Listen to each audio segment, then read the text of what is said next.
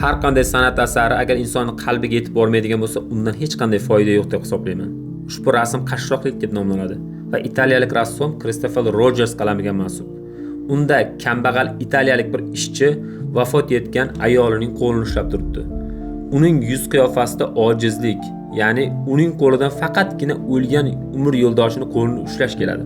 Tanish holatda, O'zbekistonda ham bo'lasiz, ijtimoiy tarmoqda ham ko'p ko'rasiz. Ota-onasi, farzandi, ayoli, eri kasalligi uchun 20 ming, 30 ming, 40 ming dollar pul so'raydigan, yig'adiganlar bor. Siz uni sezmaysiz qanaqa ahvolda ekanligini. Haqiqiy ojizlikni o'shalar his qiladi. Haqiqatda bu ojizlik.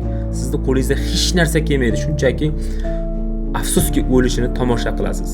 Doim aytaman, fikrlarimda insonga eng yaqin inson ota-ona bo'ladigan bo'lsa, undan keyin eng yaqin uni tushunadigan odam bu umr yo'ldosh hisoblanadi. Shuning uchun umr yo'ldoshlarimizda umri uzoq bo'lsin.